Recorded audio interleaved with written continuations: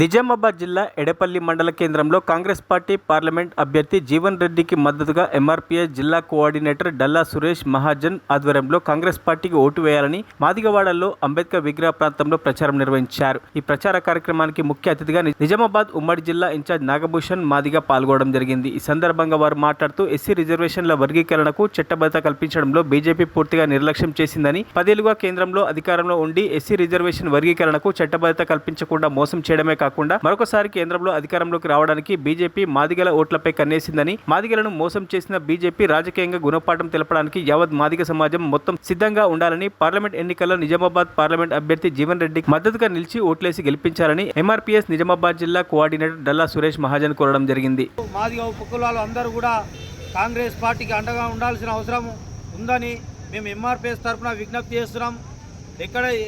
ఎక్కడైతే మరి ఈ తెలంగాణ రాష్ట్రంలో ఇప్పటికే కాంగ్రెస్ పార్టీ అధికారంలో ఉంది, ఒక మోసగాన్ని నేలకేసి కొట్టిన ఈ తెలంగాణ ప్రజలకు మేము ఎంఆర్పీఎస్ తరఫున విజ్ఞప్తి చేస్తున్నాం. మరో మోసగాడు కేంద్రంలో ఉన్నాడు. మోడీని ఖచ్చితంగా మరొకసారి గోడకేసి కొట్టాల్సిన అవసరము ముఖ్యంగా మన దళితులపైన ఉన్నది. మోడీ 10 ఏళ్ల కాలంలో ఎన్నో విధాలుగా మన దళితులపైన దాడులకు కారకులైనా కూడా ఎక్కడ కూడా చర్యలు తీసుకోకుండా మరి నిమ్మకు నీరెత్తినట్లు వివరించిన సంఘటనలు ఒక్కలుగా దేశంలో చూస్తున్నాము. ఇవాళ దేశంలో మనిషి అమ్మాయిని బలవంతంగా ఠాగూర్లు రేప్ చేసి అత్యాచారం చేస్తే మరి ఆ దాన సంస్కరణలు కూడా తల్లిదండ్రులు వెళ్లకుండా అడ్డుకున్న బీజేపీ పార్టీ యోగి ప్రభుత్వము అక్కడ బీజేపీ పార్టీ ఉంది. ఈ విధంగా చెప్పుకుంటూ పోతే బీజేపీ పాలిత రాష్ట్రాలలో దళితుల పైన అమానుషమైన సంఘటనలు జరుగుతున్నా కూడా ఏ ఒక్కరోజు కూడా మోడీ కానీ అమిత్ షా కానీ పార్లమెంట్లో మాట్లాడలేదు.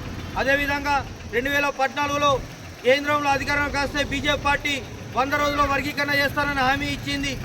ఆ హామీతో మొదలుకొంటే ఈ 10 ఏళ్ల కాలంలో కిషన్ రెడ్డితో మొదలుకొంటే ఈ దేశంలో ఉన్న ప్రధాన బీజేపీ నాయకత్వం అంతా మాదిగల వద్దకు వచ్చి హామీలు ఇస్తూ ప్రసంగాలు చేస్తున్నారే కానీ ఎస్సీ వర్గీకరణకు చట్టబద్ధత చేయకుండా మరి నిర్లక్ష్యం చేస్తున్న సంగతిని మనం మర్చిపోవద్దు.